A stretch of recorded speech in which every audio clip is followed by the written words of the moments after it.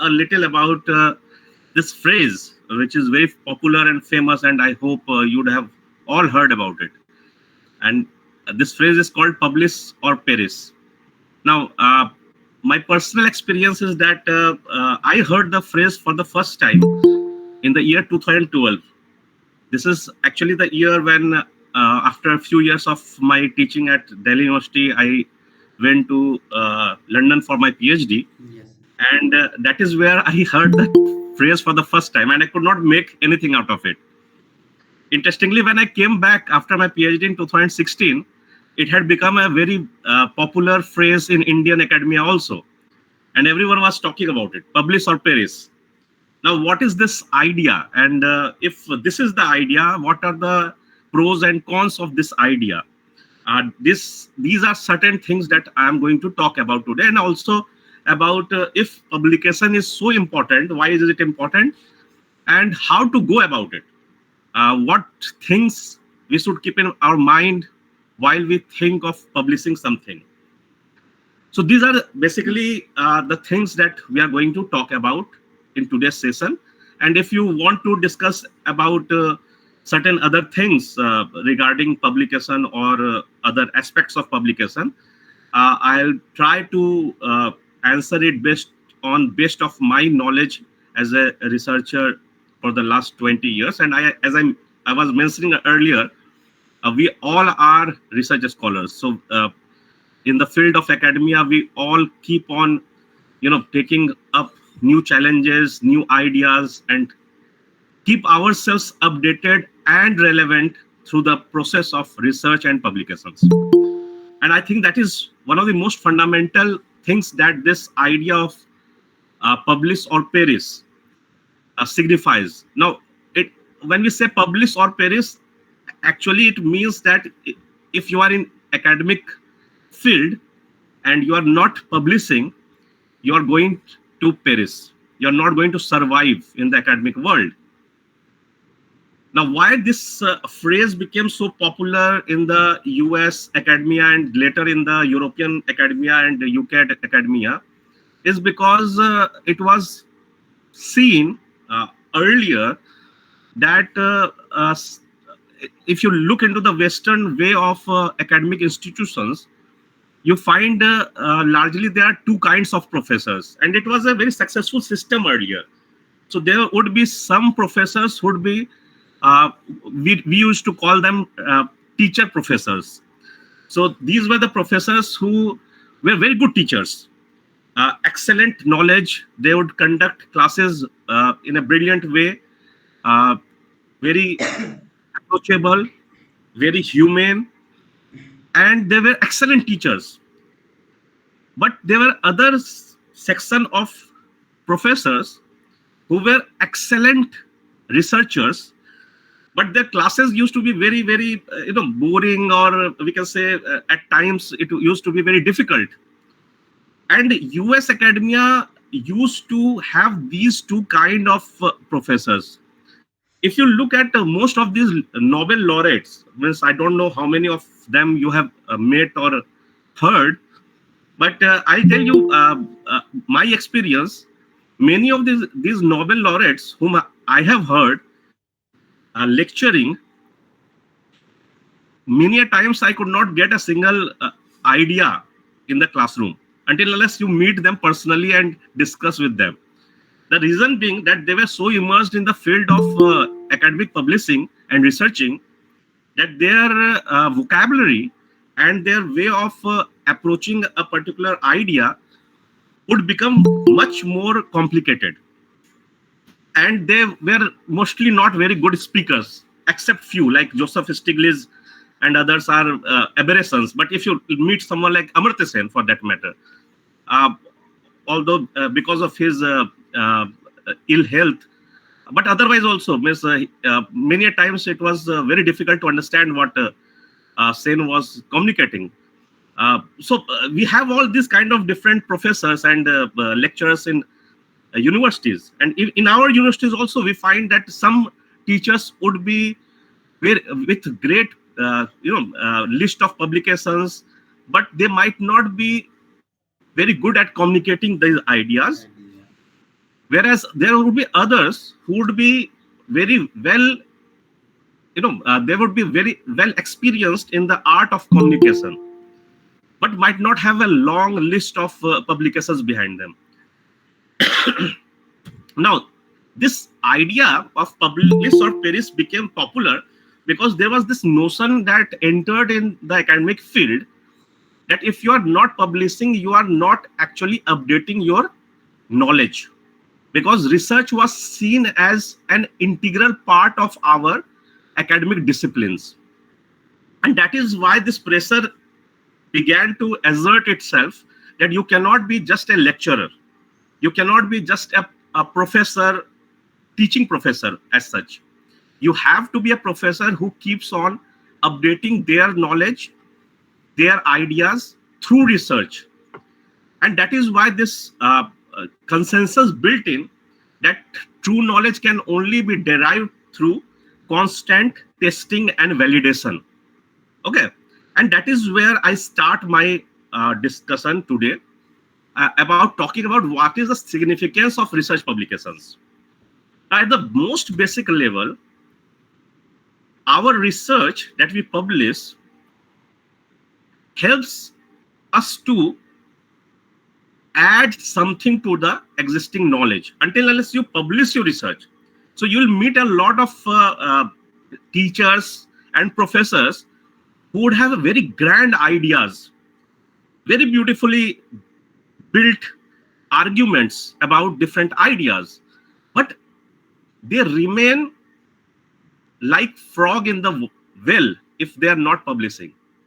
Once they are able to publish it and bring it to the larger world, that is when their ideas start to get the required eyeballs as well as scrutiny. So when we research something, when we develop an idea, we need to scrutinize our knowledge. Until unless we scrutinize our knowledge, until unless there are questions, there are comments, there are agreements and disagreements, we cannot, grow as researchers. And that is the first significant need for publishing our research. Second important, we can say, contribution of research publication is based on the idea of influence and impact that it has. Now, many researchers have often contributed very significantly in the way governments and other bodies make their policies, especially if you look into the researches in social sciences and sciences. I'm not saying sciences do not do that, but social sciences, because I am from a social science background, I can cite several researches that change the way that government or civil society in general looks at policies and the way they make policies. So impact-based research also helps governments to make policies based on these researches. Okay, and we have a history of these kind of interventions that research publications have done. And as you know, there are several government research institutes or those which sponsor research projects. For example, ICSSR is there. For sciences, DST is there, Department of Science and Technology. All these offer projects. Now, in academia, in Indian academia, generally receiving these projects are seen as a landmark to your career-oriented approach. But why these government agencies sponsor these so-called projects?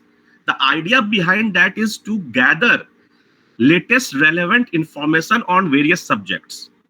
And the idea behind that, how these projects are given these days and how how you submit and how they are scrutinized, is a very different thing. I'm talking about the ideal way it should be.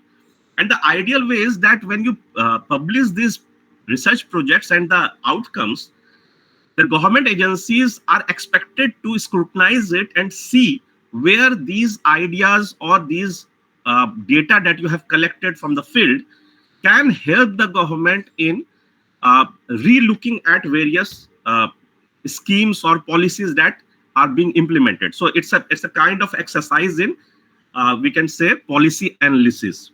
Okay, so whether it is from an economic perspective or a political perspective or sociological perspective, these researches, when published, help government to relook at their uh, policies that they have implemented and analyze them in the light of these current researches. The third, obviously, is the boosting of reputation as individuals. When we research or we develop an idea, we what do we want? We want that people recognize us as good researchers, and that can only happen if we are publishing our research. आप research करके अच्छा research करके अपने घर में रख लीजिए, दुनिया को फर्क नहीं पड़ता है. You can only improve the reputation as a researcher if you are publishing it, and publishing it well. Publishing it well means not only publishing in a journal, but then also advertising your publication. I'll come to back to this point. Advertising is not a bad thing in the modern world. If you publish a random research in any journal and just keep it to yourself, no one is going to look out for it, because 90% of us, I'm including myself in that list, are not so popular as the Nobel laureates and others, that people will try and find our names in the Google search and then look at our research and our results. So we also need to advertise what we have published, and then there will be researchers who will be interested in that kind of research, and they might look into, and that is where these ResearchGate, academia, and all these platforms are very significant, because there you can network with other researchers in the same field, and the interested researchers are easily able to reach out to your research. Along with that, these days we know researches are done not only for oneself. The researches are also done for the reputation of the institution. If you look at any accreditation body, whether it is NAC, or if you look at NIRF ranking, or any QS World Ranking, Times World Ranking, whatever it is, an institution's reputation is primarily attached to the quality of research that is being produced by the faculties of that institution. So the publication of research is not only a self-attaining goal. Institutions are also forcing you to publish. And in order to satisfy that requirement of the institutions, we as researchers are often overburdened or pressurized to keep on publishing. I'll come back to the cons of this approach in a while. The fourth is, obviously, for our own career growth and connections, global networking, we need to publish our research. Because if we want to make our name in a particular field, publishing the research that we are doing or we are attached with becomes very significant. And all the the modern day tools, for example, if you are in India, you have to fill a PAR, academic progression report, every year. For promotions, every institution, even UGC guidelines mention that you need to have these number of publications for your career growth. So we also produce for career growth. The problem is that in current times, contemporary times, many researchers only publish for their career growth. And that is the reason why they are ready to publish anything and everything. So I'll come back to the problems that this approach has. Now, once we are satisfied that we need to publish, the question is how to publish. Now, the process of publication would look very simple. So what you do is, first of all, you prepare a manuscript based on your own original research. And then you start looking at the prospective journal which aligns to your idea. So for example, if I'm a political scientist and I am doing a research in a particular field. For example, I am working on the area of constitution and constitutionalism. Not all journals in political science would welcome articles on my subject. So it is very important to select carefully the journals that agree to the idea that you are intending to publish. What happens is that we think that because I am a political scientist, no matter whatever research I do, all journals in political science will be interested in that.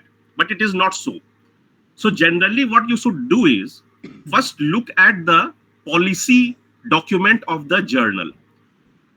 You'll go to the website of the journal and look at the policy of the journal, what kind of articles they invite and what kind of articles they publish.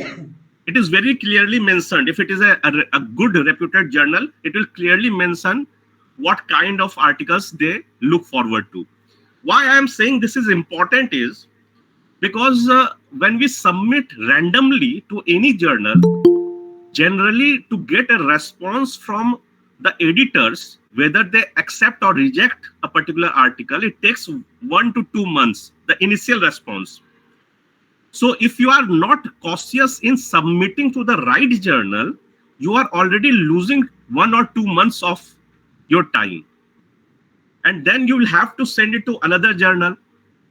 So it is better to first identify the journals which appreciate the kind of research that you are intending to do. After you have found the right kind of journal, the second important thing that I suggest all of you should do is to look at guidelines for the authors, because different journals have different guidelines. Now, these guidelines can be in terms of the format, but also the reference style. So some of the journals will support in-text citations. Some of the journals will support endnote kind of citation. So you should be very careful in looking at the guidelines. If your article is not structured in the way that the guidelines of the journal suggests, 90% chance is there that the editorial board is going to reject your article outrightly. So there is, so please understand this. Every journal is receiving about 20 to 30 times of what they can publish. So it's not a question about inclusion, it's a question about how to reject articles. And if your article is not in the structure or format that the journal supports, they are going to outrightly reject it. Don't even expect an editor's comment on that. Once that is done and you have submitted your article, the first stage of review process is at the level of the editors. So the editors generally do 2 or 3 kinds of review. First is they look at the content of the article and try to see whether that content is publishable in their journal or not, which as I mentioned, the scope of the journal or the kind of articles that the journal encourages. Then they also look at the structure and the format and the reference style, whether you have followed that reference style or not. And if it is not followed, they will be outrightly rejecting your article. The third is also the question of language. Now, I'll tell you a personal experience. The first article that I sent to publish in an international journal, and I myself was very new to the field of research publication at that time. This was in, I think, late 2000s, so 2008 or 9. The first journal, international journal that I sent the article, within 15 days, the article was returned to me saying that my language standards did not suit the publication quality of the journal. Now, as we all do, I was shocked and very depressed that my standards of my English are not concomitant to the requirements of the journal. But that is nothing to worry about. And this is what they train you to understand, that if you get rejected by one journal, it does not mean that the road stops there. I sent the same article with a few editing, obviously, to another Scopus Index journal, and they accepted and published it. So it's not so the standards of different journals is very different. So one journal may reject you, but other journal can accept the same article. So don't get depressed when you are being rejected. Rejection is, we as human beings, the most frightening thing for us is getting rejected in anything, because we take it as a personal loss and we get very depressed and deprived. We feel that we have lost everything. इतने सालों का काम किया, बेकार हो गया. But that is not the case. You keep on trying. There's no doubt that you should always rework on your article and try to make it better, and then send it to another journal. So some journal may reject, but others may accept.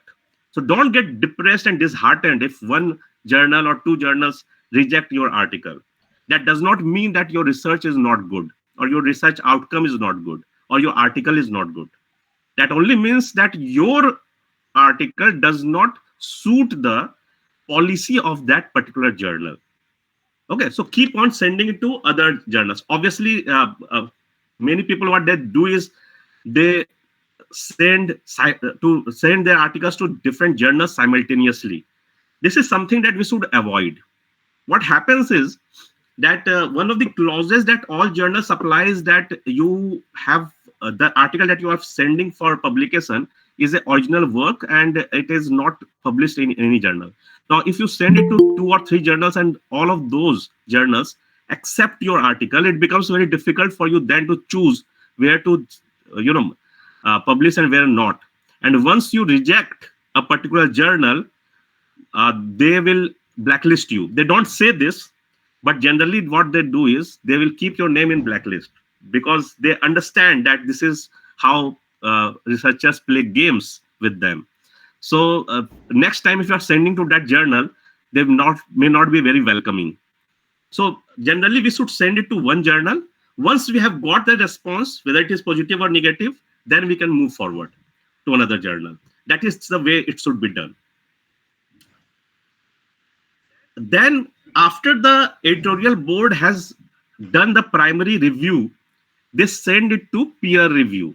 Now, peer review generally it can be of various forms. So in some journals you will see it has been written peer review. Some journals they write blind peer review or double blind peer review. So these are different ways of reviewing the article. So peer review generally means that they will some journals ask you who will be the right professors who can review your article. So they even ask you to send the names of the eligible or good professors in your field who can review your article, and then they approach them. Blind peer review is where they will even hide your name and affiliation and send it randomly to the list of reviewers that they have for themselves.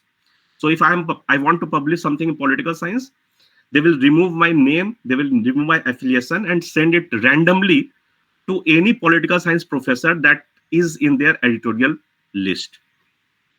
And then because there is no naming, it's anonymous. The reviewer is is very objective in making comments, and many a times these comments can be very harsh.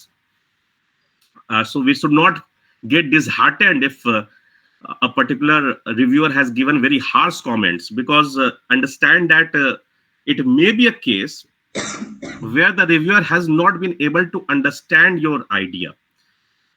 Okay, I'll come back to this point. So, and double blind peer review is when the review process is completely anonymous, and random selection and random disintegration of review process, as well as when The review is done, it is not done by one person, it sometimes can be given to more than one person.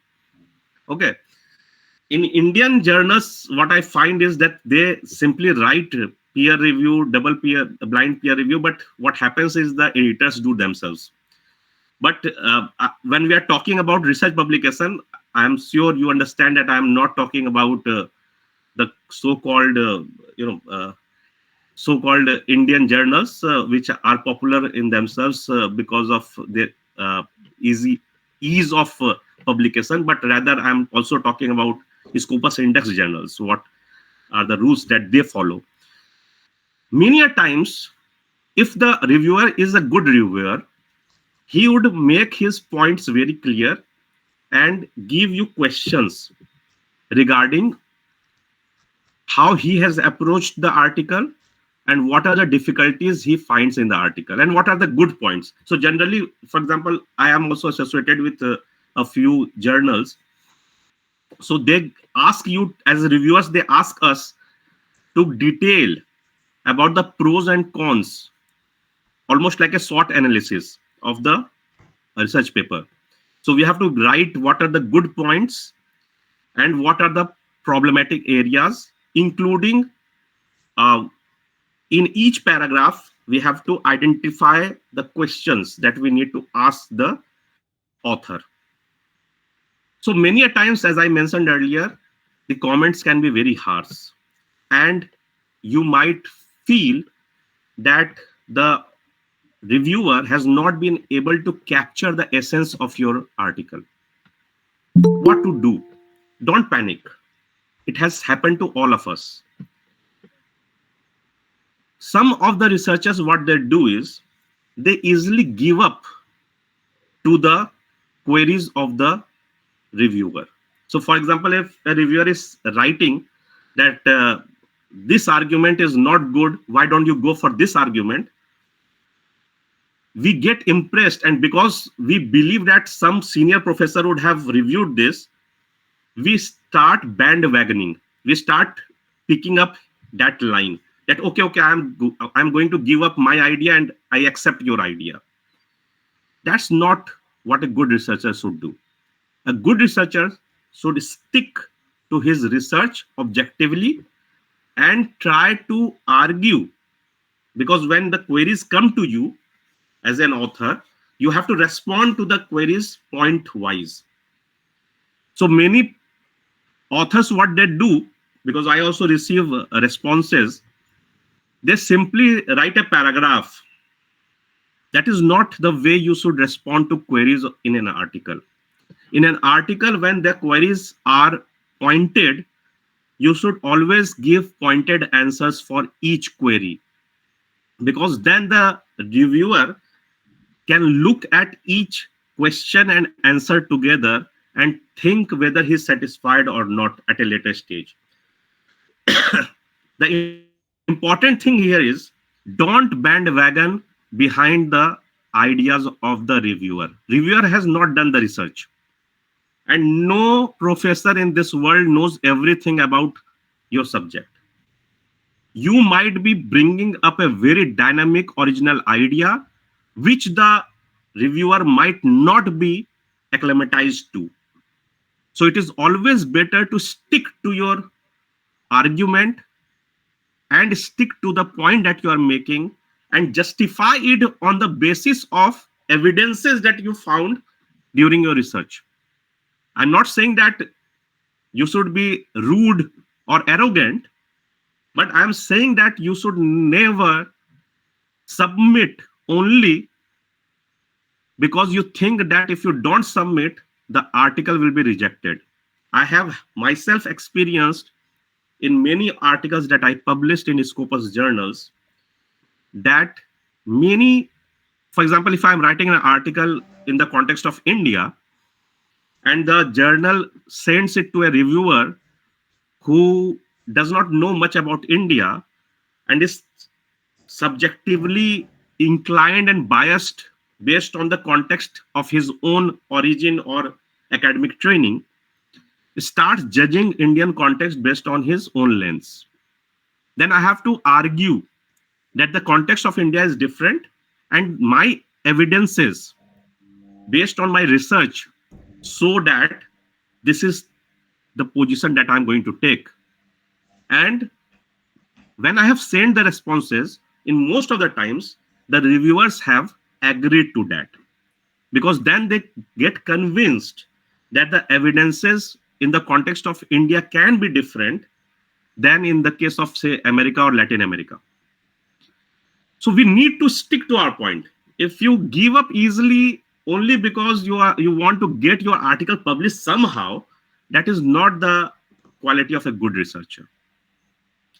The once the all these communications happen, then the the reviewer can either accept the article through the editor, or they can also ask you to make revisions. So when they ask you to make revisions can be of several kinds. Sometimes there are minor revisions based on language issues or grammar issues. Then there can be revisions based on evidences. So if you have certain observations that don't look concomitant to the kind of research that you have performed, they may ask you to provide more evidence for your argument or your justifications, which is quite understandable, because as researchers, when we are publishing something, we think that whatever we are publishing because we have those evidences in our hands, we assume that the reader might also be satisfied with the same set of evidences. But the reviewer's whole process is dependent on trying to understand whether a layman is able to get convinced with your argument based on the set of evidences that you have provided or not. And then they might say that these evidences are not enough. Why don't you provide some more evidences through your arguments? So these kind of revisions are very normal.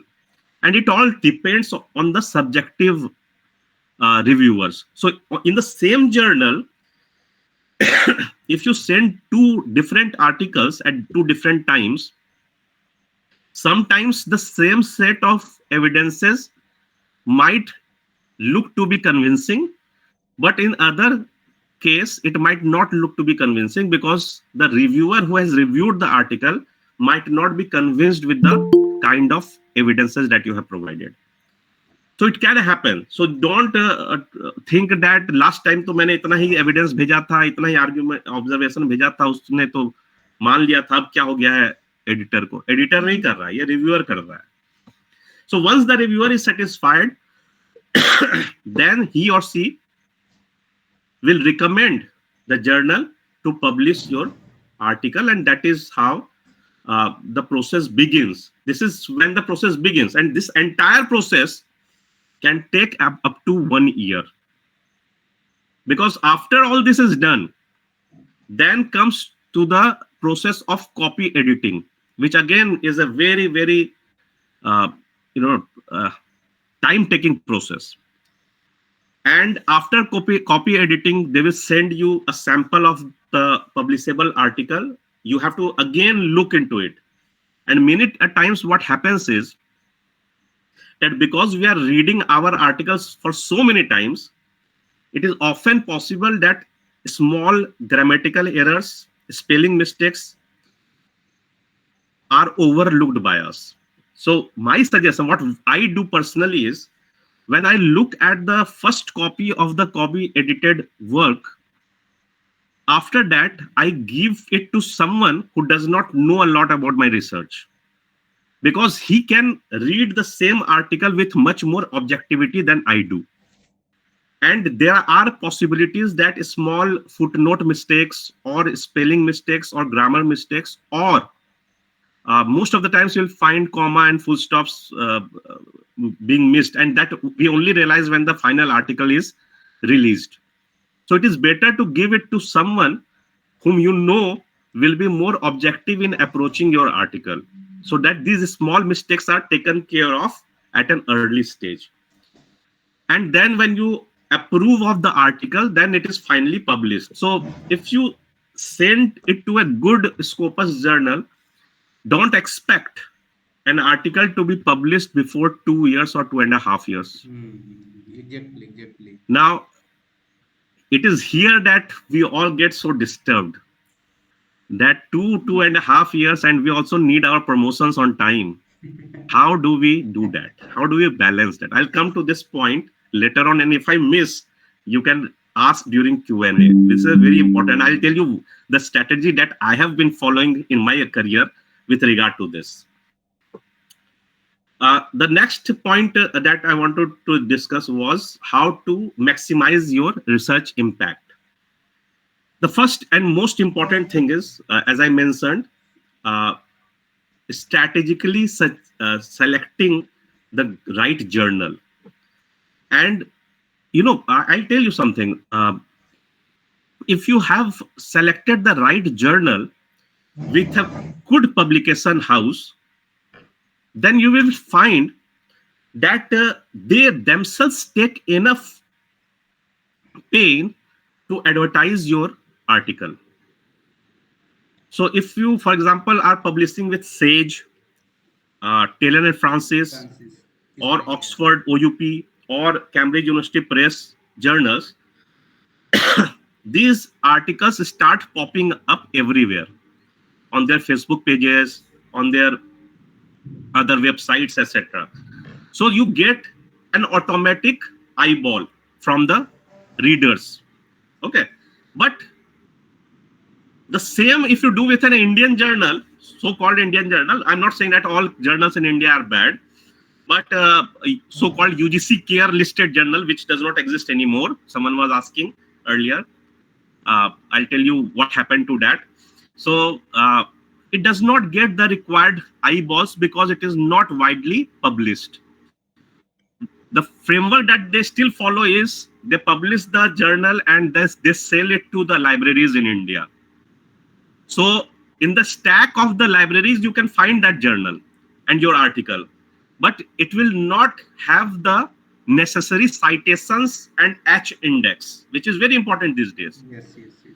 How many citations you have, what is the H index of your research?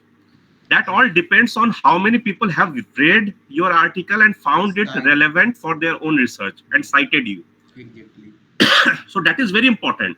So a good journal helps you in all this. So selecting a good journal is very important. Other than that, as I mentioned, it is our baby. So we have to take care of our baby.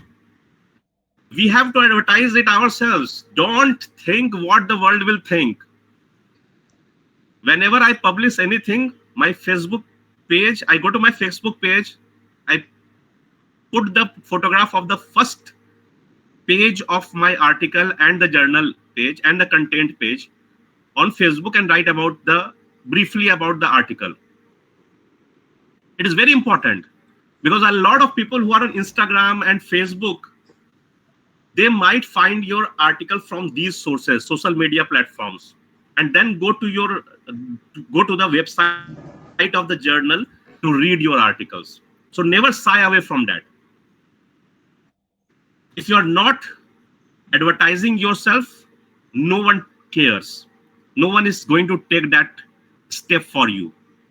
Your friends, your teachers, your colleagues might not, some of them obviously might be interested in advertising your achievements, but mostly it does not happen. You have to take the onus on yourself to publish your work and then advertise it. Then once you have published and advertised it, the game does not stop there. You have to keep a track of what? Citations, for example. How many downloads have there? How many media mentions are there? For example, if you have published a book, for example, and some book review has come up in some good journal or some newspaper, you need to keep that track and also publish that on your social media, because maybe my advertisement of myself or my work might not catch so many eyeballs as if a newspaper daily publishes a review of my article and my book. So it gets a kind of relevance and validity from these organizations and magazines and journals. So it becomes more popular in that sense. So if you retweet, if you republish on your Facebook account and Instagram account, then again, uh, people might be interested in looking at your article. And last is,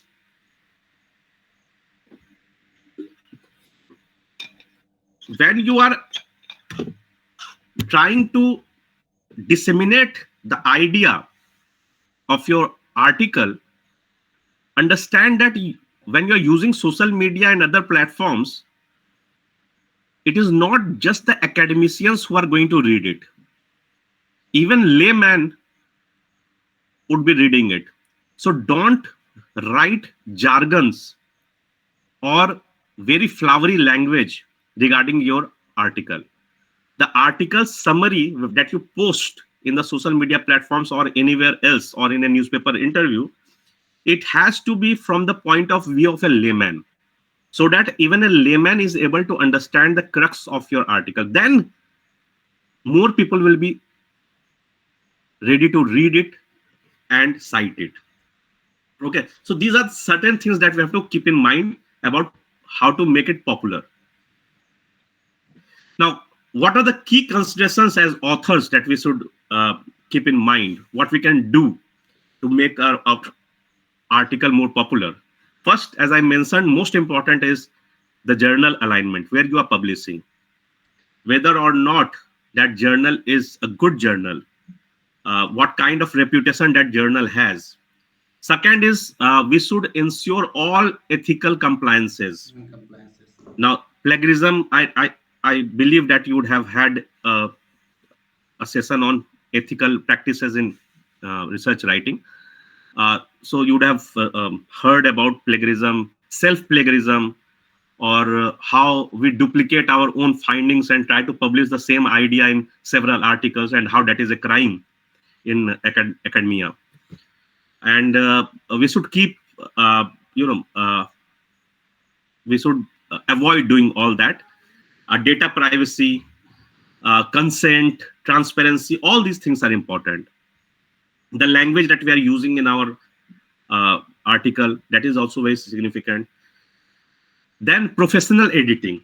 If you feel that you are aiming at publishing in a good journal, these days it is not considered unethical to hire a professional editor.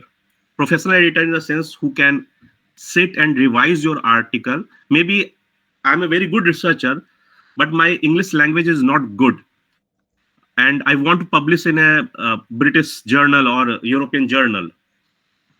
It is advisable to hire a professional editor who can edit the language of your. Obviously, you'll have to sit with him. Otherwise, he could make meanings of your sentences very different than what you intend to. So you'll have to sit with him or her and get your complete document edited according to the requirements of that journal. It is not unethical in any way. You pay that. In I don't know how it happens in other places, but in Delhi, several university scholars actually earn a lot. JNU, I know some very good people who earn good amount of money by doing this kind of work as editors, as professional ethical editors. So it's not wrong to do that. And then get ready for two things. A, revision. As I mentioned, you might be asked a lot of questions. You might be asked to, provide more evidences for your arguments, etc., etc. And most importantly, get ready for rejection. Rejection is an integral part of the publishing process, and rejection can come at any stage. So just imagine that your reviewer has sent you his comments and his queries, and you send your responses. It might be possible that he is not happy with the responses, and sometimes they might rewrite to you for more evidences supporting your responses.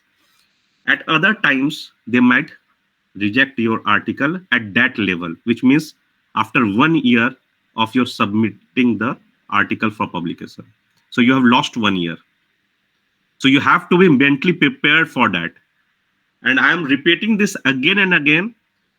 We all have got rejected in our lives in academic world.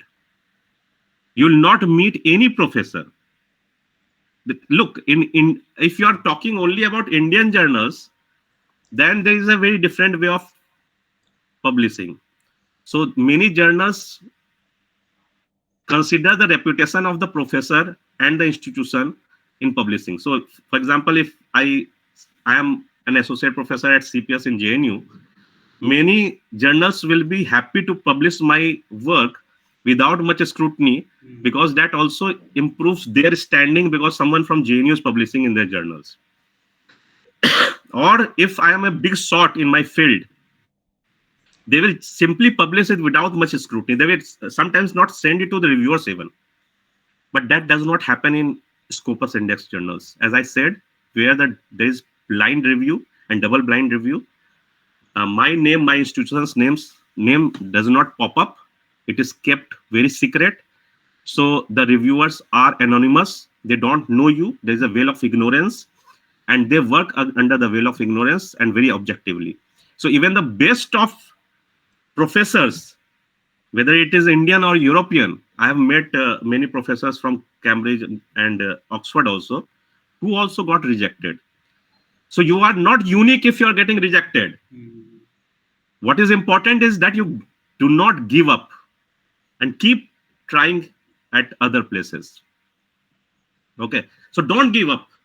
Don't think that your research is bad. If you have been genuine, if you have been giving your 100% in the research, and if you believe that your research is credible enough, don't give up hope on publishing in a good journal. Try and again and again. Some journal will definitely accept it. But if you are not sure, because many times, sometimes we also try to play shorthands and take shortcuts. In that case, obviously, you'll get caught. Starting from plagiarism, similarity index reports, to AI assessments, these days, journal editors are smart enough to do all these exercises. So if you think you can pop up, use the chat GPT or any other AI models to write your observations or the article for you, it will be easily caught. In Indian academia, we do not have such tools, or we are not trained, but Western world has been, deliberating on the ideas of AI and its uses and misuses since 20 years now. So they are very well experienced. So if you are sending it to some international journal, be ready to be caught if you are taking some missteps in your research and their outcome. So that is very important. We have to be ready for that. Now let us understand. All these are very good things, very ideal things when you talk about publish or perish. But this idea of publish or perish is also very dangerous. And I want to underline this.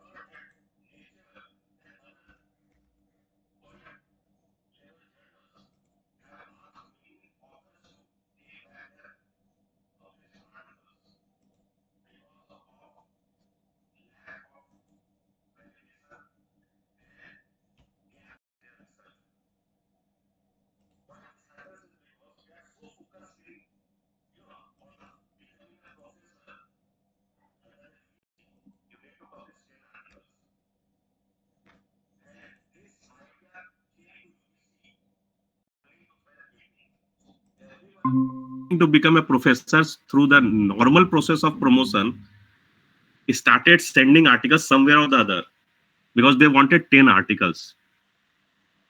No one thought about the quality of the article, quality of the research.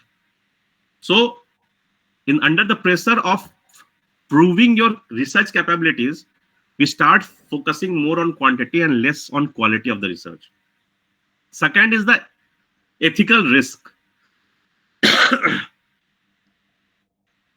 data manipulation, plagiarism, or there is something called uh, salami selection or salami slicing. Those who have seen the making of uh, salami is something that we eat in sandwich, or it's a chicken salami, ham salami, all these things. So the machine, if you see, it is continuously working, and a lot of pieces are being cut at the same time simultaneously. So we tend to become machines in the production of publications, and that is where we start compromising with the ethical practices of research and publication. Third is obviously the proliferation of journals. Once UGC came up with this idea of UGC care list, you would have seen that in last 10 years, journals were fighting to become a part of UGC care list. And if you go to the websites of these journals, many of these journals are actually dummy journals. They are third class journals which do not have any reputation. And only because we wanted to publish in a UGC care listed journal, these journals also started charging you money. And people were ready to pay 3,000, 10,000, and in sciences even more. Now, someone will say that even the international journals like Nature, etc., also charge money. That is true. But when the international journals charge money, it is of a very different standards, because they take care that after all the reviews are done and your article is ready for publication, that is when you pay the money. In the Indian case, what I found is your capacity of paying that charges became the sole criteria of judging whether your article is publishable or not. So if I do not have money enough, I may not be able to publish in a UGC care listed journal. And obviously UGC took note of all these happenings, and that is why it changed its policy recently regarding UGC care listed journal. Because there were a lot of mishappenings taking place in the name of UGC care listed journals.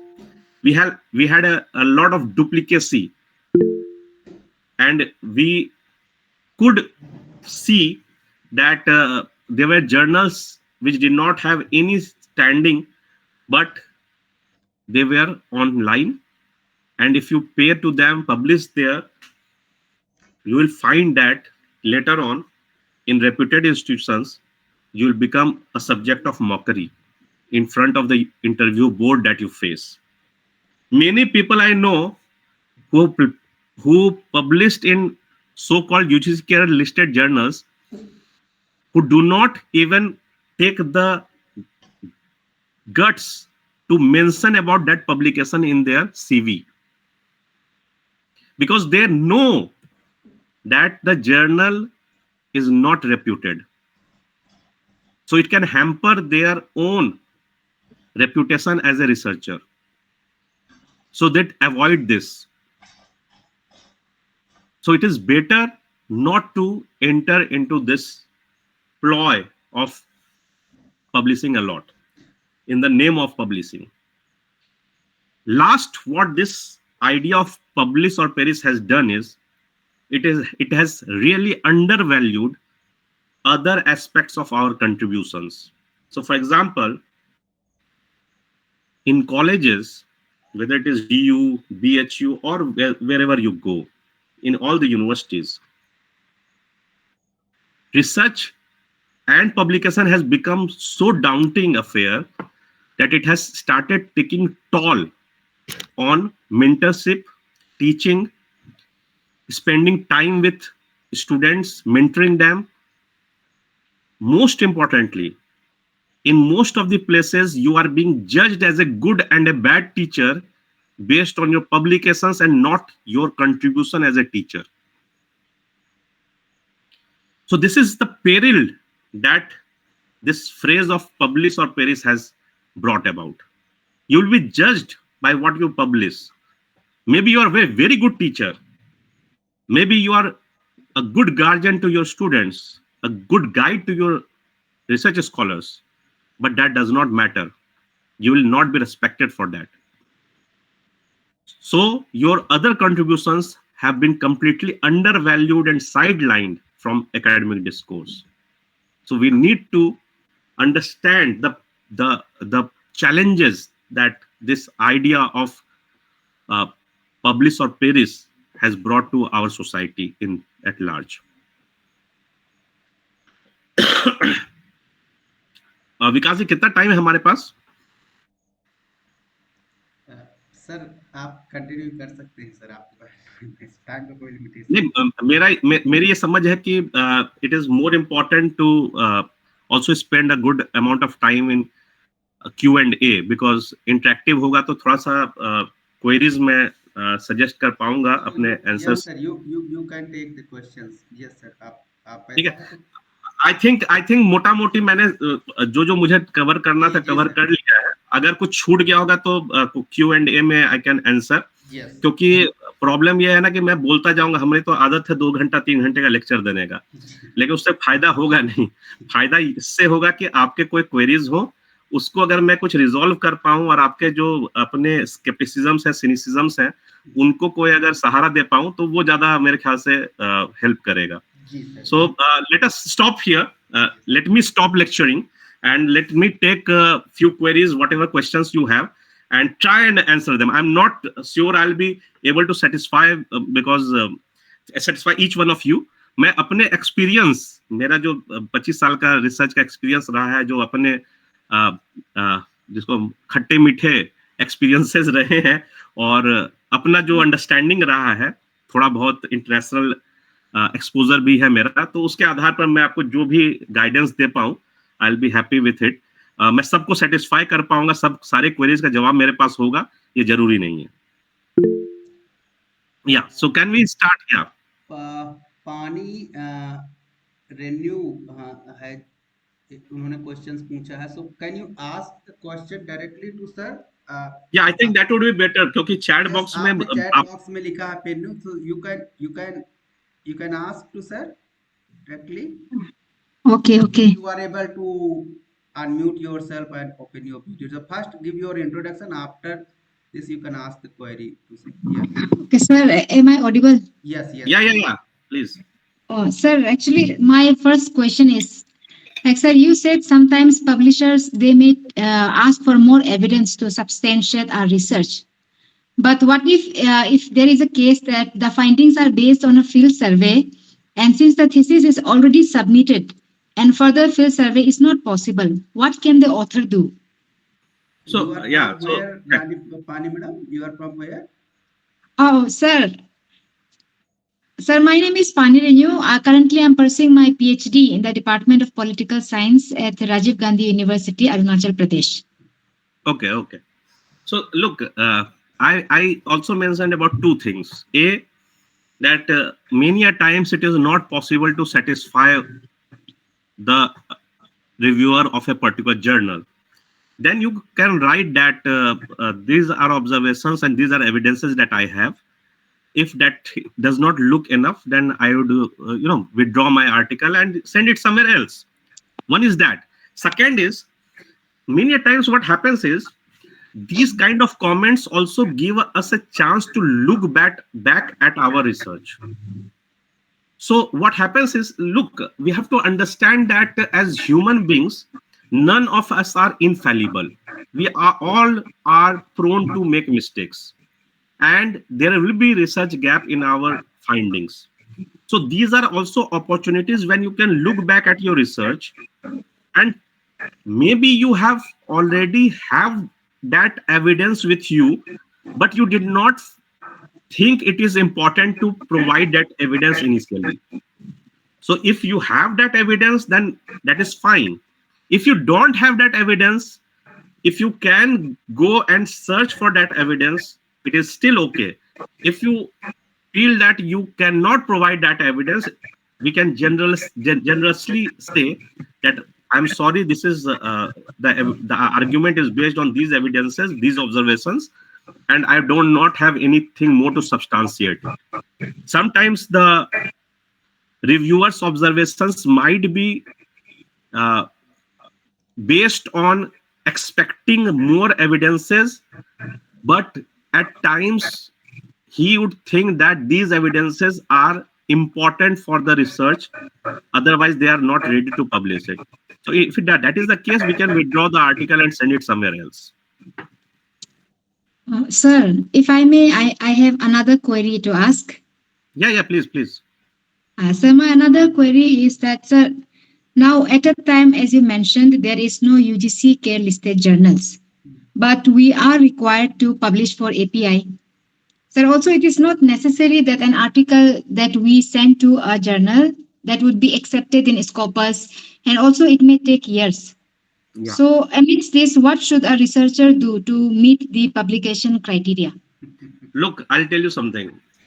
If you have been in the discipline that you are in and have been researching in that discipline for a few number of years, we all know what are the good journals in our discipline. What we tend to do is we tend to find some shortcuts because we are under the pressure of publishing. Scopus index journals generally take 2 to 2.5 years, and this is not only international journals. I have 2 articles published in Indian Scopus index journals. They also took around 2.5 years to publish. This is general time frame. So what generally I used to do is I used to underline some Scopus index journals where I used to send my articles, but at the same time, uh, I used to send some other articles in other journals which would relatively take lesser time to publish. UGC care listed, but even UGC care listed journals, there were some journals, for example, if you are in political science, there are some listed journals which are good. We know about it. And then there are other listed journals which are peer reviewed, and the name of peer review, they don't do anything, they just publish. You may publish there, but tomorrow if you are going for an interview in a reputed institution, they will ask you questions about it. I know of some of my friends who published in these kind of journals, and they, when they went to interview in JNU or DU, I'm not talking about the colleges, I'm talking about the department, they were grilled badly because the professors who had come to interview them, they knew all these journals. So we think that we are publishing in Indian journals, so it is we are uh, publishing and getting our required number of publications out. But remember, the interview boards that you're going to face for job interviews, they are also professors in your same subject. They also know about these journals. So they also know about the reputation of these journals. So they will ask you questions. Why did you publish in this journal? What is the authenticity and validity of these journals? So you'll be grilled about it. So we should take care uh, that if it is taking time elsewhere, we should also start publishing in less reputed journals which are not Scopus indexed, and that is why it will take. So ideally, a good kind of journal should take around 1 year to publish.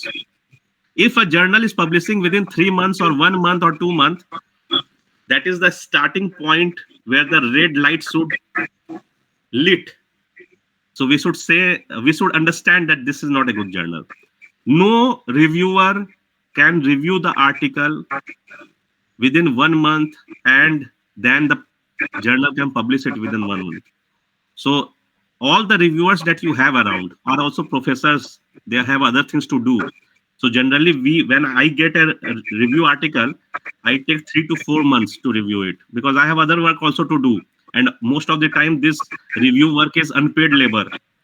So it is not my priority. So generally, I take 3 to 4 months to read and review an article. So if it is a good journal, it will take at least 1 year, not less.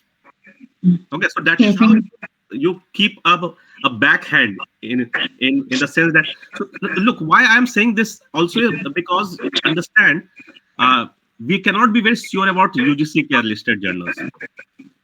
Till 6 months back, UGC care listed journals used to be everything. But suddenly UGC had said that we are taking back the care list, and now what they have done is that they are saying that the institutions will decide what journals are good for their institute. Which means, I'll tell you something. JNU earlier, every department of JNU used to have their own list of journals that they would accept for API or recruitment. So Center for Political Studies used to have a list of journals. Similarly, SIS, which is School of International Studies, will have their own list of journals. So maybe if you are applying to a particular place, that journal might not be recognized as the ideal journal according to the new regulation. Yes, still universities have not come up with that list, but they are still in process of deliberating over the issue. So maybe one journal was yesterday in UGC care list, but today it is nowhere. So don't run after UGC care listed journal. Rather, think of publishing in a reputed journal of your discipline. So, for example, I know a lot of people from Hindi or English literature whose journals are not were never UGC listed. For example, I'll tell you Hans. Hans is a very popular Hindi journal of Hindi literature and poetry.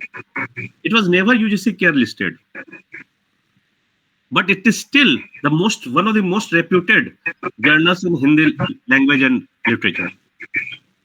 So we have to, for example, if you're in political science, we know EPW, for example, Economic and Political Weekly, or Studies in Indian Politics, which CSDS comes up with. These are some of the reputed journals in India where you can try, regardless of whether they are in UGC care list or not.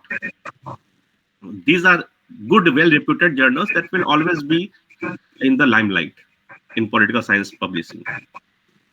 Okay, thank you so much, sir. Any other questions? Rinky? Hello, sir. Yes. Hello. Your lecture session was quite. I don't have any words to say because I have appreciation for your lecture. It has cleared lots of doubt of mine. The previous participant who asked question, Madam Pani. Related with her question, sir, I had the same question related with the API and whatever you just mentioned that for our promotion and all we need publications, and to get the promotion, what we do, we don't look for the quality, we just want timely publication of articles. So when I was searching for, sir, I'm a faculty in a department of geography in Arunachal Pradesh. So what we are supposed to do, we get a time frame, and within that time frame, like you have mentioned, UGC, we need to get points. So when I was looking to publish my articles in some journals, I found mentioned impact factor. Yeah. So whatever you have mentioned, peer reviewed and scopus, they take time, right? But now it's a matter of time bound. So I just wanted to know how reliable their the impact factor which they have mentioned, how Not at all. Not reliable at it all. Thanks for asking this. Especially in Thank you. social sciences, most of the worst of journals that I know in political science, their impact factor is over 15 or 16, which is absolutely wrong. Means you would have not even heard about that journal.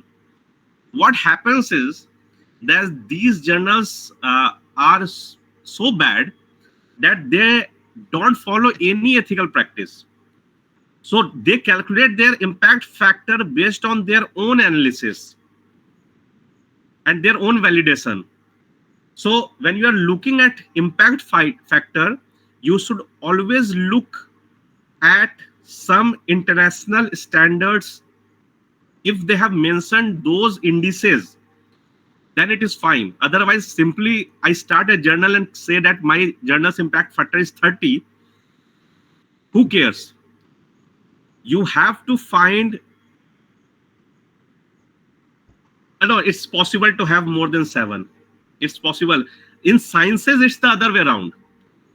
In sciences, the best of journals will not have more than 7. But in social sciences, it's rampant. Some will write impact factor 30, 35. I know about a lot of journals which do that. But whether their way of calculating that impact factor is based on a universally accepted indices is very important to look after. So that is why I'm saying, when I'm saying that choose your journal wisely, you need to do these homeworks. You need to look at the site score of the journal. You need to look at the impact factor and not get bamboozled by looking just at the impact factor, but also look which agency has provided that impact factor, whether that agency which is providing that impact factor is actually valid or not, or the journal has itself calculated its impact factor. Because impact factor largely depends on a lot of factors, like how many citations have happened in the last few years of that journal. Most of the journals whose impact factor you'll find that are very high, you'll find that no one cites these journals. Okay, but still their impact factor is high. So impact factor is not a good criteria to look after. Rather, you should at times, means, hey, I can suggest you, because it's a very dark web that we have caught in. So it is always better to, when you have thought that you want to publish in a particular journal, get some idea of that from your senior professors who have international experience as well. They can actually suggest you whether that journal is good or not, because they have, most of them would have been approached by these journals to act as reviewers. So I know a lot of journals whose reviewing I'm doing only because they requested me, but I know that they are not very good standard journal. Okay, but because they requested me and I had time, so I reviewed their articles. But that does not mean that I appreciate the standards of their publication. Okay, so an experienced uh, scholar or professor can actually guide you on that.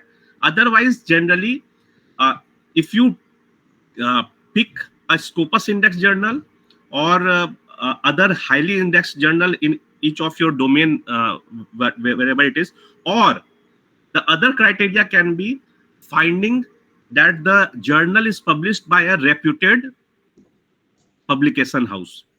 So for example, even if it is not Scopus indexed, but if it is being published, for example, in geography, I know Springer Nature is publishing a lot of good journals.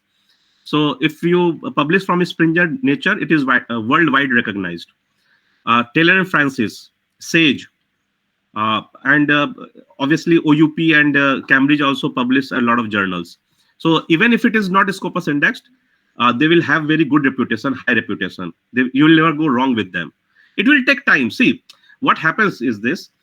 If you look at the UGC guidelines, now, generally UGC says that if you are applying for direct entry, then at associate level you need to have 7 publications. Okay, and otherwise, if there is no requirement of publication for promotion till the level of associate professor. Only after associate professor, when you apply for professorship, you need to have total 10 articles, and 3 articles should be published after you become associate professor. Okay.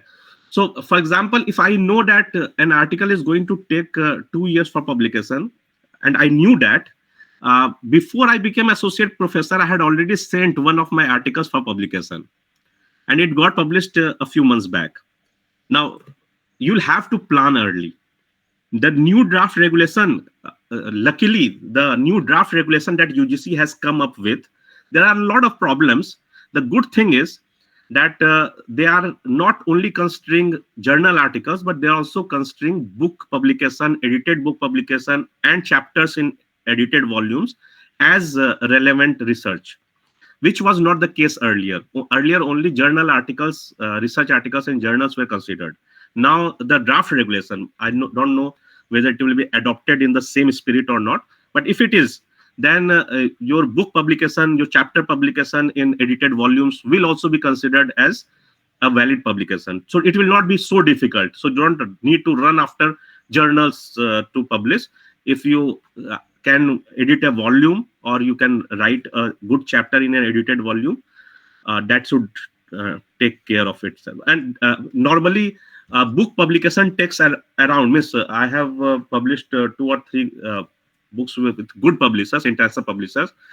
What I found is that publishing a book is much easier than publishing a journal article in a Scopus Index. So it will take 1.5 years or 2 years to publish a good book. It takes 2.5 years to publish a journal article. If it is a edited volume, it will take lesser time. Okay, so we have all these options now in our hand. I hope this draft regulation will come. This draft regulation will be adopted by next year, by the time the 8th pay commission comes across. So we'll have that leverage in our hand to publish in books also. So that will give a cushion. Thank you so much, sir, for the clarity. Thank you so much. हाँ अभिषेक जी बताइए. Yeah, good afternoon, sir. Good afternoon. Sir, I have a question regarding the indices. Index, like for social sciences, there are less number of journals in Scopus Index. So, can you suggest some more indices from where we can take the reference to publish our paper? See, the problem with social sciences is that generally they follow Scopus. Okay. Otherwise, as I mentioned, if you are not able to find journals in Scopus Index, it is always safe to publish with a branded and a well-recognized and respected publishing house. So if you pick up any journal from, say, Cambridge University Press, which is being published by them, or Oxford University Press, even if they're not Scopus Index, they are highly respected in international bodies. So that can be another way of finding. So if you go to the website of OUP and try to locate at the journals published there, if you are in political science or whatever discipline you are, you can search that online. It will give you all the list of relevant journals. Sir, I have one more question. Like you talked about the impact factor and the time period of publishing a paper in a journal. So, what are the other benchmark that we can follow while selecting a journal, apart from the impact factor and the time period?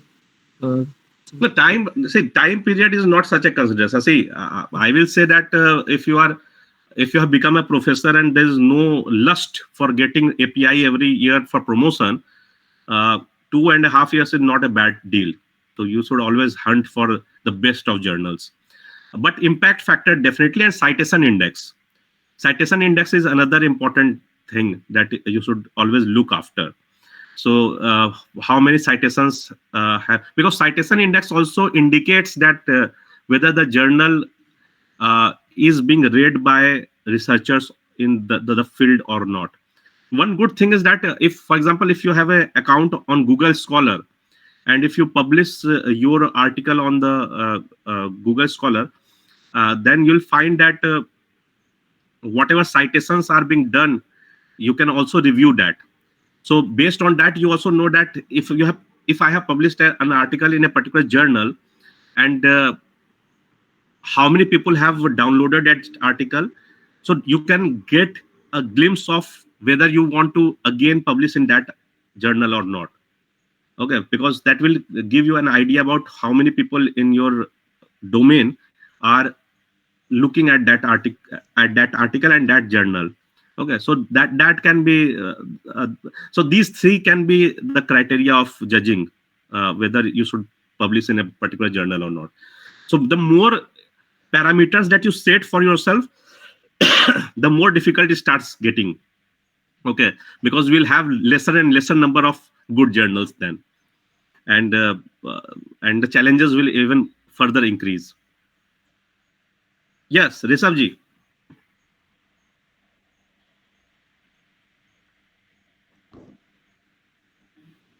Good afternoon, sir. Good afternoon. Sir, my name is Rishabh. I am research scholar at Department of Political Science in Maharshi Dayanand University, Rohtak, sir. I Yeah, have yeah, yeah. recently completed my course, sir. Sir, I want to ask that how to narrow down a research topic, sir. Like, I am interested in international relations. I want to go for this topic, sir. Like how China's growing influence in West Asia and its implications for India. So I want to ask her how to narrow down the research topic and how to explore the literature. Look, in today's world, exploring a literature is not a challenge. Miss, don't tell me that it is difficult to explore. Miss, during our times, it used to be very difficult because we the only way we could explore a particular literature was through going to different libraries. I was doing my research initially when I was in Delhi. I was doing an MPhil. The only way I could do my literature review is by visiting different libraries in Delhi and trying to find books and journals that are related to my topic. Now, literature review has become very easy, and you can use AI for that. So AI is a great game changer. Please understand that as social scientists, as scientists, we have to understand that AI is very important and very helpful, but we will have to create our own ethical boundaries while using AI. So it is not wrong, I would say, to use AI to search for literature on a particular topic. And in this time and time of time that we are in, I know of a lot of websites that also where you can download books in free. Okay, so you can approach those websites and download your literature material. Literature review these days is not a problem. So I would say, I would suggest that you use some AI uh, software or something, and even Gemini of Google helps a lot. So you can easily type and you can get all the literature related to your topic. First is that. Second, the important aspect that you asked about how to narrow your research. Look, I think when we think about doing a particular research, and I'm saying about PhD, look, we have to understand that writing a PhD and writing a book are two different things. When you write a book, no one can ask you why you wrote that book, why you did not choose that site, and why did you choose this site. No one, you are not being scrutinized. You will be judged by the readers, by the audience. When you are writing a PhD, every 6 months you have to present yourself before a committee and give justification of all that you are doing. Also, your PhD needs to be very pointed.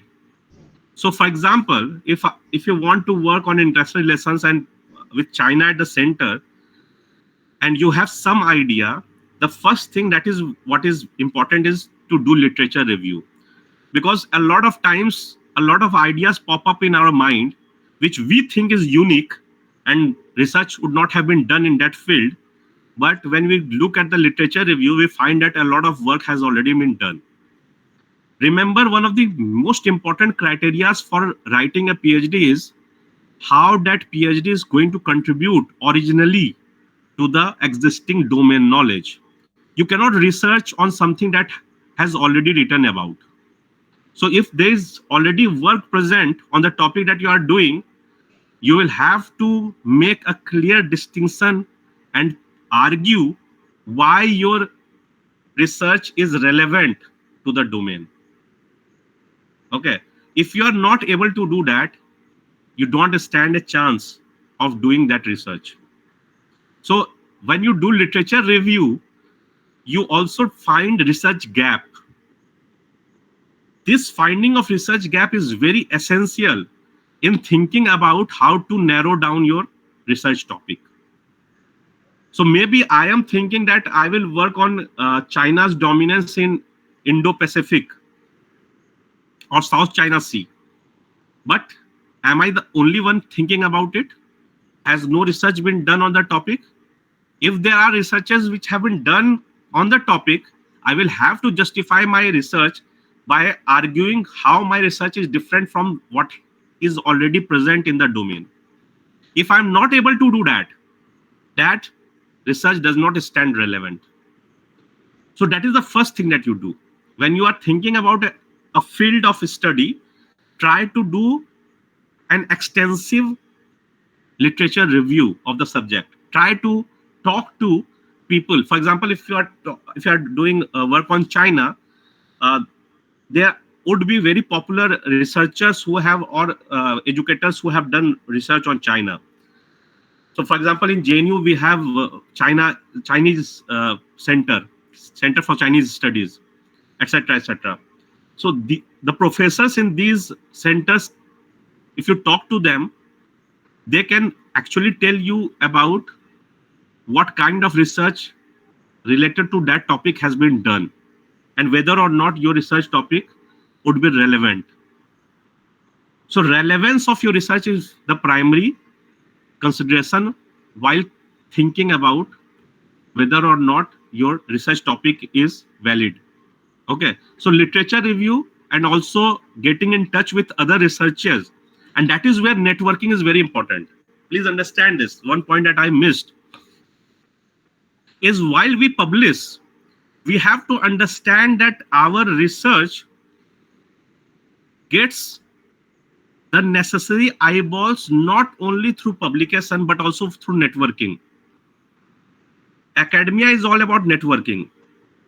So attending a conference, presenting your paper in a conference is very, very important. So initial observations, even if you are in an initial phase of your study, you can present your conclusions and your evidences in a conference and get necessary comments and reviews from the audience there. That helps you a lot, because these will be the people who will be reviewing your published article also.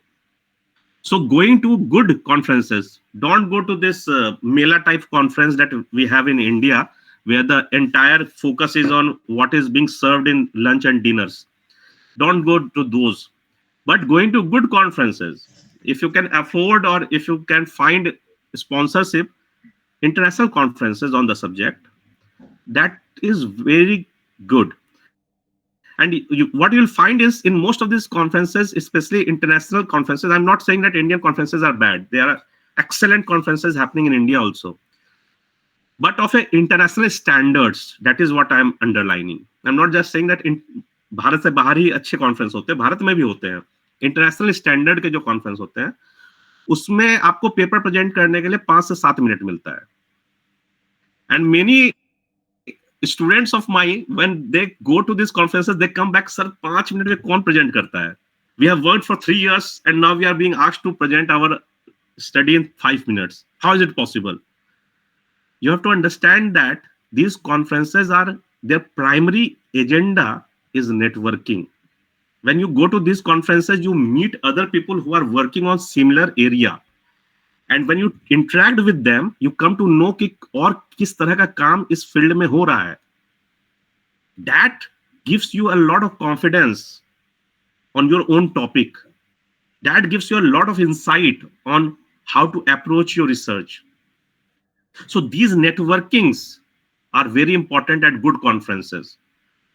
So all research scholars and all uh, professionals who are in the field of academia, they should attend this conferences, not only to make your study available to the larger audience, but also as a site for networking with others who are working in the similar domain or similar research interest.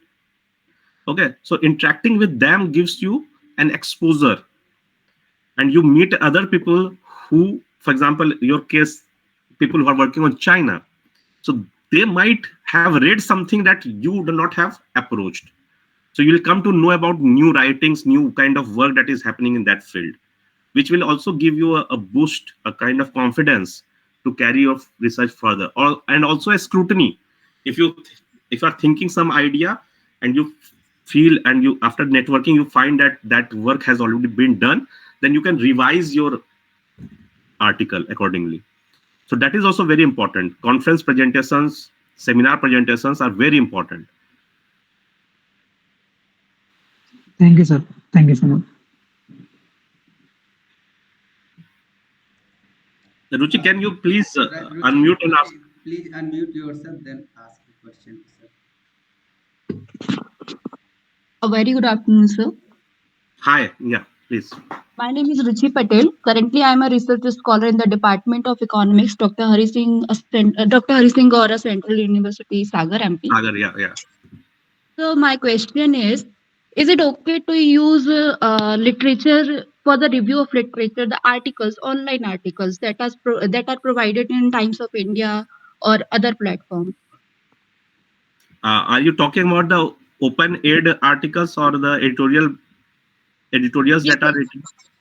Yeah, yeah, yes, yeah. sir. See, I'll tell you something. Editorial. The problem is not with the editorials. The problem is who is writing the editorial. Yes, yes.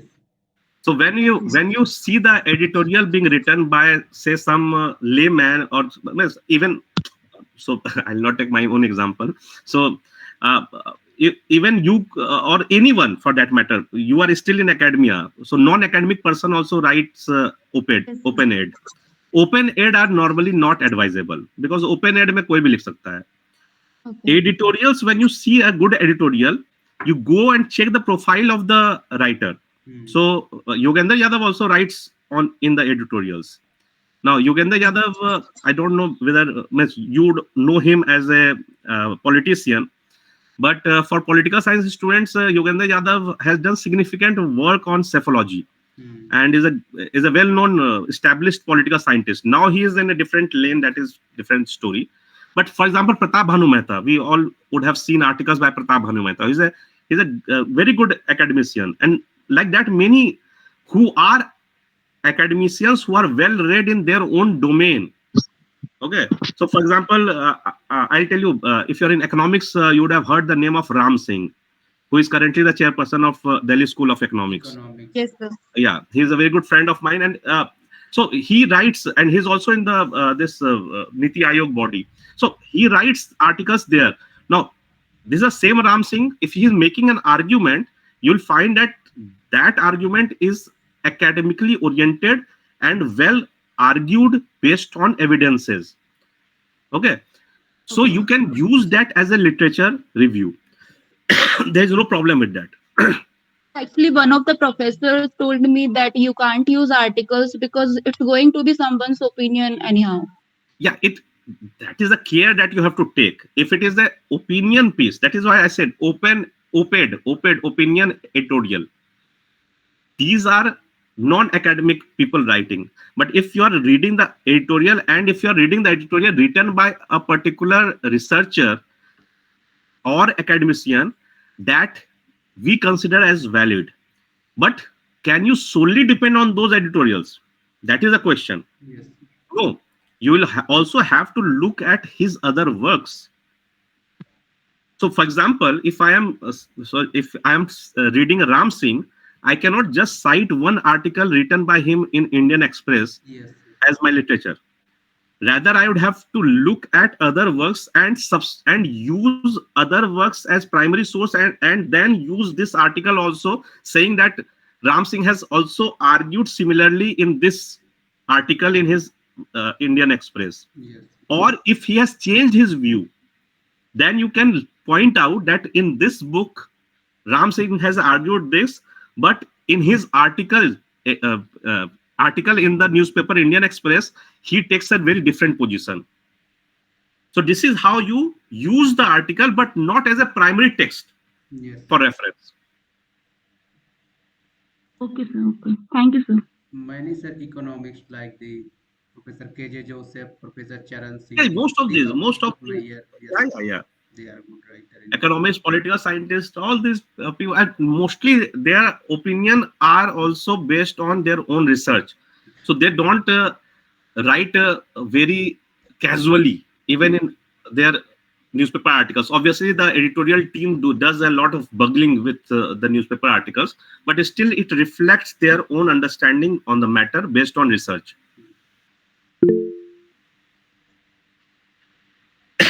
Yes, Fahmina ma'am. Yeah, thank you, sir, for giving me a chance. So, I am Dr. Femina, and really, it is a very valuable session for me. Even I come across so many valuable incorporation by your experience, sir. Thank you so much. I Thank just you. want to share one thing. जैसे आजकल की these generation are more talking about AI, and they are more focused on this different apps. So I just want to share this कि please use these apps just for the beautification of your things, not to make the basic or the bottom line of your thesis or your research paper. Say for example, there is one app for PPT which you can use for your presentations like Gamma. You can please type Gamma and make your account. It is free. You make your PPTs over there. This app is doing what? The when you work in a Gamma, you just type a just one concept and they build up a PPT for you. But how can I see these apps? It can save my time to make over the PPT, but I write the content in it, what I know, which I read from the books, as sir said, which I read from the various research papers, which is basically evidence based empirical researches, right? So this is very important. You don't be more focus on these apps. Now sir, my question is this: in one this type of session I am there and I am listening कि अगर आप आज as because I belongs to psychology background, so अगर आज आप stress पे एक article search करने जाते हैं, आपको वहां पर से फॉर एग्जाम्पल 50 लाख आर्टिकल मिल जाएंगे, और जब उन आर्टिकल्स को हम फिल्टर करके स्पेशल देखना चाहेंगे कि इसमें से ऑथेंटिक कितने हैं, तो हम स्कोपस पे जाकर देखेंगे कि उसमें से कितनी ऑथेंटिक रिसर्चेस स्ट्रेस पे हुई हैं, और हम उस देखेंगे कि उस 1 लाख में से सिर्फ 10,000 रिसर्चेस ऐसी हैं जो रियली स्ट्रेस के सिम्टम्स को, स्ट्रेस की इंपॉर्टेंस के ऊपर बात करते हैं एविडेंस बेस्ड. तो मैं आपसे ये जानना चाह रही हूँ सर कि हमारे पास इतने अच्छे पब्लिकेशन हाउसेस नहीं हैं, ऑथेंटिसिटी इतनी ज़्यादा नहीं है, हमारे पेपर्स, आप बहुत बड़े जर्नल की बात तो करिए मत, एक यूजीसी ग्रेड पॉइंट के जर्नल तक भी नहीं पहुंच पाते हैं. हम इतना ज़्यादा काम कर रहे हैं, लेकिन फिर भी हम इन सब चीज़ों को सही तरीके से रिप्रेजेंट नहीं कर पा रहे हैं, अपने पेपर्स को पॉइंट नहीं दिला पा रहे हैं. सर, तो हम ऐसा क्या करें जिससे कि हम अपनी इन रिसर्चेस को, बेसिकली जो भी हम काम कर रहे हैं, हमारा जो फ्रेमवर्क है, वो हम ऐसे कौन से बॉडी के पास जाए जो हमको सही तरीके से गाइडलाइन प्रोवाइड कराए कि ये काम आप ऐसे करें. हमारी एकेडमी में उसके लिए आपके लिए क्या सजेशन है? हमें ऐसे कौन से फोरम बनाने चाहिए, हमें ऐसे कौन सी बॉडीज बनानी चाहिए सर? क्योंकि हर किसी को नहीं मालूम स्कोपस कैसे पहुंचा जाएगा, हर किसी को नहीं मालूम है कि एक अच्छा ऑथेंटिक जर्नल कहाँ पर है, हम वहां तक कैसे पहुंचेंगे. उसके लिए क्या आपके सजेशन है सर? दो तीन बातें मैं बोलना चाहूंगा। पहला तो जो आपने सबको अंडरलाइन करके बताया कि एआई का इस्तेमाल कैसे करना है, उसके लिए थैंक यू। एक तो ये है कि आपको, पहली बात तो एआई इज ए रियलिटी। हम जो एकेडमिक वर्ल्ड में स्पेशली जो प्रोफेसर्स हैं, हमें ये समझना होगा कि हम शुतुरमुर्ग के तरह बालू में सर घुसा लें, उससे एआई का हवा पास नहीं हो जाएगा। AI is a reality and will have to live with it. Exactly. हम लोग कितना भी ज्ञान दे दे, एआई का इस्तेमाल सब लोग कर रहे हैं, और जो नहीं कर रहे हैं वो पीछे छूट जा रहे हैं, ये मान के चलिए। तो हमें अग्री सर। इसलिए हमें एथिकल, अपने लिए, मैंने इसलिए बोला ना कि एआई के इस्तेमाल के लिए एथिकल बाउंड्रीज हमें क्रिएट करना पड़ेगा। तो आपने जैसे बोला कि ब्यूटिफिकेशन के लिए, वैसे ही मैंने जैसे बताया कि लिटरेचर रिव्यू के लिए, तो अगर मुझे लिटरेचर रिव्यू करना है तो एआई के माध्यम से मैं क्या क्या रिसर्च इस फील्ड में हुआ है, उन आर्टिकल्स, उन किताबों का नाम तो ले सकता हूँ, लेकिन उनके एआई करता क्या है। इसलिए हमें ये समझना है कि एज टीचर्स, एज मेंटर्स, हम अपने स्टूडेंट्स को ये समझाएं कि एआई है क्या। एआई अभी जनरेटिव एआई पर काम हो रहा है, जनरेटिव एआई अभी आया नहीं है। अभी जो एआई है वो क्या करता है, वो बेसिकली इंटरनेट पर जितने भी इंफॉर्मेशन उस पर्टिकुलर आइडिया के बारे में है, उसको फिल्टर करके एक जगह समराइज कर देता है। अग्री। तो अगर तो किसी ने लिख दिया कि महात्मा गांधी बहुत गंदे व्यक्ति थे, बदमाश थे, ये थे, तो एआई कुछ नया ओपिनियन नहीं लाएगा, उसी को समराइज करके वही चीज लिख देगा। इसीलिए अगर किसी आर्टिकल का किसी ने बहुत बुरा रिव्यू किया है और किसी ने बहुत अच्छा रिव्यू किया, तो एआई ये करता है कि सबका समरी बना के आपके सामने रख देता है। अभी एआई यही कर रहा है। तो इसलिए मैंने ये बोला कि जब आप लिटरेचर रिव्यू करें, तो लिटरेचर रिव्यू में कौन कौन से किताब उस लिटरेचर से रिलेटेड है वो जरूर देखें, उसका कंटेंट ना देखें।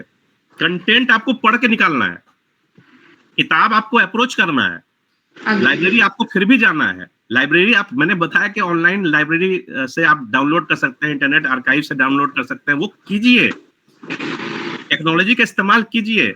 लेकिन कई स्टूडेंट्स क्या करते हैं, बुक रिव्यूज खोजते हैं और बुक रिव्यूज पर ही अपने किताब के ज्ञान को आधारित कर लेते हैं। वो नहीं होना चाहिए। आप खुद उस किताब को जब तक नहीं ऑथेंटिकली पढ़िएगा या किसी आर्टिकल को नहीं पढ़िएगा, तब तक वो ऑथेंटिक ज्ञान नहीं हो सकता है। तो वो अभी हमें वो लिमिट तय करना पड़ेगा एआई को लेकर। दूसरी बात जो आपने कहा, बहुत सही बात आपने बोला कि फिल्टर कैसे किया जाए कि अच्छे आर्टिकल्स कौन है, खराब आर्टिकल्स कौन है। मेरा एक ऑब्जर्वेशन एकेडमिया में है, और ये मैं पर्सनल ऑब्जर्वेशन है, मैं इसको बहुत ज्यादा पब्लिसाइज नहीं करता हूँ। तो ये है कि मैंने कई बार ऐसा देखा है, अच्छे जर्नल्स में, पॉलिटिकल साइंस में एक दो जर्नल का नाम मैं बता सकता हूँ, लेकिन बताऊंगा नहीं, क्योंकि फिर अलग डायरेक्शन में बात चली जाएगी। कई जर्नल्स अपने विचारधारा के समर्थकों के आर्टिकल्स, अगर आपने उस विचारधारा, जैसे लेफ्ट आइडियोलॉजी का कोई जर्नल है, तो वो लेफ्ट विचारधारा अगर सरकार को क्रिटिसाइज करता है, उसको पब्लिश करेगा। और आपने अगर ऑल्टरनेटिव व्यू कितना भी रिसर्च करके भेजा है, या तो आपके रिसर्च को वो लेके आर्टिकल को दबा लेगा, पब्लिश नहीं होने देगा, और लंबे समय तक उसको अपने पास रखेगा एडिटोरियल रिव्यू के नाम पे। ये होता है। और मैंने देखा है कि कई एवरेज जर्नल्स जो है उसमें बहुत अच्छे एविडेंस बेस्ड रिसर्च आ रहे हैं। किसी अच्छे रिसर्च की पहचान केवल जर्नल नहीं हो सकती है।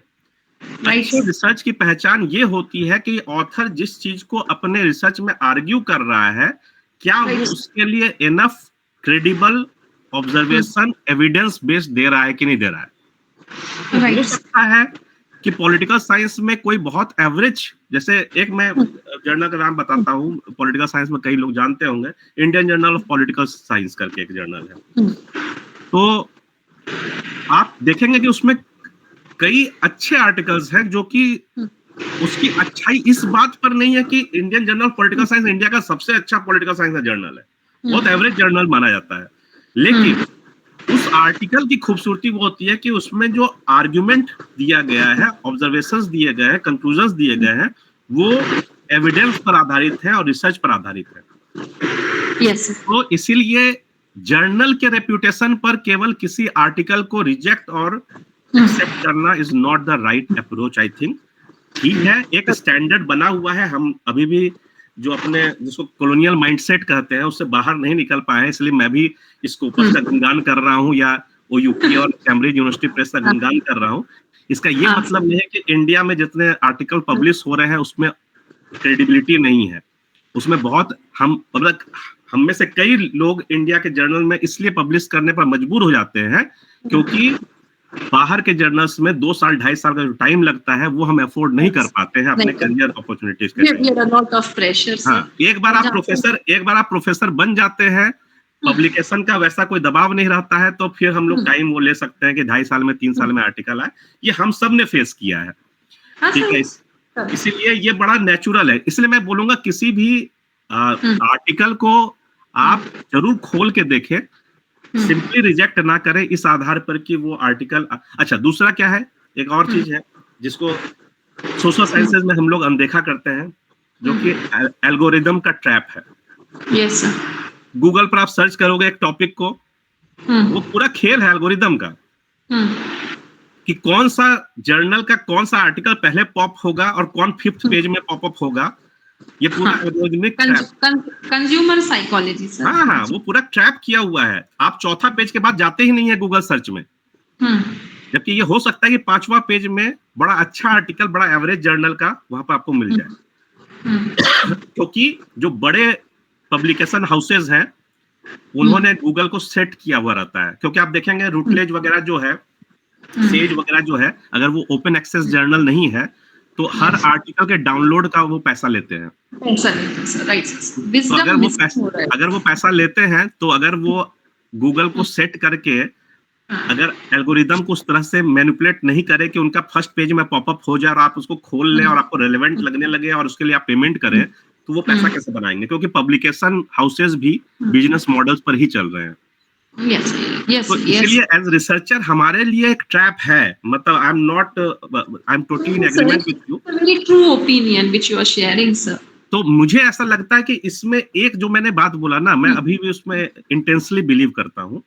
The problem with social scientist, मतलब मैं साइंसेस को इसलिए मैंने अलग रखा और ज्योग्राफी भी टू अ सर्टेन एक्सटेंट, क्योंकि मैं ये देखता हूँ कि साइंसेस में कोलैबोरेटिव वर्क और ज्योग्राफी में कोलैबोरेटिव वर्क बहुत ज्यादा होता है। जबकि कोर सोशल साइंसेज में आप देखेंगे कोलैबोरेटिव वर्क की कमी है। तो हम लोग इंडिविजुअल आर्टिकल्स लिखते हैं, इंटर इंस्टीट्यूशनल कोलैबोरेशंस नहीं करते हैं, नेटवर्किंग उस तरह से नहीं करते हैं, और ये कहीं ना कहीं आइसोलेशन में हमें ले जाता है। तो इसलिए मेरा मानना है कि जितना हम नेटवर्किंग करेंगे और जो ऑथर्स हैं उस फील्ड में और जो सोशल साइंटिस्ट हैं जैसे पॉलिटिकल साइंटिस्ट हैं, इसलिए मैं बोला ना कि कॉन्फ्रेंसेस और सेमिनार्स इसलिए इंपॉर्टेंट है क्योंकि आप 5 किताब के बारे में जानते होंगे, आप किसी कॉन्फ्रेंस में जाएंगे, वहां 10 लोग मिलेंगे, वो 5-5 और किताबों के बारे में, आपके पास 50 किताब का नॉलेज आ जाता है, 50 आर्टिकल का नॉलेज आ जाता है। तो that is the way to move forward. वो नेटवर्क बनाना पड़ेगा। सोशल साइंस में कहीं ना कहीं अभी तक हम लोग बचते रहे हैं। आप देखेंगे साइंस का कोई पब्लिकेशन आता है नेचर में, उसमें 8 ऑथर 9 ऑथर होते हैं अलग अलग यूनिवर्सिटी से, वो साथ में कोलैबोरेट करके काम करते हैं। सोशल साइंसेज में अभी ये कल्चर है नहीं। और इनफैक्ट प्रॉब्लम यह ना कि इंडियन माइंडसेट में अगर पॉलिटिकल साइंस में मैं 4 लोगों के साथ मिलकर काम करूँ ना, तो जो एक्सपर्ट्स है उनका कहना है कि भाई तुमने क्या काम किया, बाकी स्टूडेंट से काम करवा लिया होगा। ये भी नहीं सर, यहाँ इंडियन लॉ तो ऐसा है कि ऑथर वाइज हमें पॉइंट मिलेगा, तो हम आधी बात तो इस बात पे लड़ रहे हैं कि पहला नाम किसका आएगा। और कॉरस्पॉन्डिंग ऑथर पर भी है। हाँ सर, अभी सच्चाई तो बहुत है बोलने के लिए, पर अब हमारे यहाँ पर बहुत सारे पार्टिसिपेंट हैं तो हम बहुत सारा नहीं। आई नो मतलब ये देखिए एक अंडरलाइनिंग बात मैं बता दूं। इंडिया में आज भी R&D पर उस तरह का फोकस नहीं है जैसा होना चाहिए। प्लस R&D में भी एक हायरार्की है जिसमें कि साइंसेस में रिसर्च को महत्वपूर्ण माना जाता है और सोशल, ये वही मानसिकता है। जब हम लोग 80s और 90s में थे, तो अगर आप साइंस बीएससी पढ़ते थे तो रेलेवेंट माना जाता था, आर्ट्स का बात कीजिएगा तो बेकार है। सर वो बहुत पुरानी नीति है जो आज भी चली आ रही है, because Indian brains are the best, तो इनको डिवाइड करके रखना है, तो इनके अंदर अनहेल्दी कंपटीशन बिल्डअप कर अगर दो। आप इंजीनियरिंग और मेडिकल नहीं कर रहे हैं तो आप निश्चित ही बेकार टाइम वेस्ट कर रहे हैं, बाप माँ का पैसा बर्बाद कर रहे हैं। ये मानसिकता गवर्नमेंट की भी है, ठीक है। तो इसलिए गवर्नमेंट भी बहुत ज्यादा प्रमोट नहीं करती। इससे आप देखेंगे कि जितना आईसीएसआर वगैरह है, इनका फंडिंग भी, और ये सरकार, इस सरकार की बात नहीं कर रहा हूँ, हर सरकार में आप देखेंगे ग्रेजुअली वो कम होता जा रहा है। यस यस तो ये अंटिल, अच्छा सोशल साइंसेस के पास उपाय क्या है? सोशल साइंटिस्ट के पास उपाय नहीं है, क्योंकि हमारे पास एक या दो ही एजेंसीज हैं जो हमें फंड करते हैं, प्रोजेक्ट फंड करते हैं, या हमारे रिसर्चर्स को फंड करते हैं। उसमें भी फिर वो पॉलिटिकल प्रेशर आ जाता है। फिर वो पॉलिटिकल प्रेशर इसलिए होता है क्योंकि वहां पर जहां रिसोर्सेज कम होने लगेगा तो पॉलिटिक्स शुरू हो जाएगी। जी सर। मुझे सर, याद है कि पहले, आज से 10 साल पहले, आप तो जेएनयू में बैठे हैं, तो आपका तो लेटर आईडी काफी है, लड़ना तो नहीं मैडम, ऐसा भी नहीं है। ये सब भी गलतफहमियां हैं।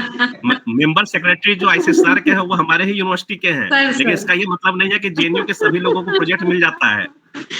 Sir apart from joke sir मैं एक बात और यहाँ पे कहना चाहूंगी, ये हम अकेडमिशियंस के लिए है कि ऑनलाइन बुक्स और जो भी स्पेशली जो बुक्स आ रही हैं, is that really that much valid और नॉट? उनका कंटेंट क्या सच में ही उतना वैलिड और उतना I'll tell you why online books are coming। यहाँ तक कि जो पब्लिशर हार्ड कॉपी भी पब्लिश कर रहे हैं ना, वो भी ऑनलाइन लाने लगे हैं, और हर चैप्टर वाइज डाउनलोड का आपको पैसा देना पड़ता है। ये क्यों हो रहा है? क्योंकि publication has become a very costly affair, और पब्लिकेशन हाउस अगर पैसा नहीं कमाएगा, उसका बिजनेस मॉडल अगर नहीं चलेगा, तो वो रेलेवेंट रहेगा नहीं। हमने देखा सेज इंडिया बंद हो गया सर, बंद हो गया। क्यों बंद हुआ? बंद इसलिए हुआ क्योंकि उनका प्रॉफिट नहीं हो रहा था। लेकिन उन्होंने जर्नल वाला डिपार्टमेंट बंद नहीं किया है, ऑनलाइन जर्नल में उनको कमाई हो रहा है, तो वो क्यों हार्ड कॉपी निकालेंगे? उनको भी पता है कि मैक्सिमम लोग आजकल ऑनलाइन डाउनलोड कर रहे हैं, तो उन्होंने बोला कि ऑनलाइन डाउनलोड ही करो, लेकिन पैसा देके कर लो, कहीं भागना नहीं पड़ेगा, हर किताब मिल जाएगा। वो उनके बिजनेस मॉडल को भी सूट कर रहा है, और वो उनको करने पर फोर्स हमने एज रीडर्स किया है। We were not ready to buy books। और नहीं तो फोटोकॉपी, एक किताब किसी दोस्त ने खरीद लिया, उसी को सबने फोटोकॉपी करा लिया। Correct sir. हमारे यहाँ बहुत सारे बच्चे बैठे हैं, उन्हें ये बात पता होना चाहिए कि अगर वो ऑनलाइन कुछ पढ़ने जा रहे हैं, is that really authentic? Because they are wasting their time, their energy on it. Is that really authentic? So they should be most careful before going to click on any text. They should be careful. हाँ देखिए, we can have discussions about this। उसका कोई limit नहीं है। Actually problem क्या है ना कि we are in a software trap में हम हैं। कहीं ना कहीं आपने तो, आपके लिए कहना, मेरे लिए कहना बहुत आसान है कि स्टूडेंट शुड बी माइंडफुल, लेकिन वो माइंडफुल कैसे होंगे? Have you trained them? Indian academia में क्या हमने ट्रेनिंग दिया अपने स्टूडेंट्स को कैसे सॉफ्टवेयर को हैंडल करना है? सोशल साइंसेस में हम उनको मेथोलॉजी में तो बता नहीं पा रहे हैं कि कैसे क्वांटिटेटिव मेथोलॉजी करना है। Correct sir.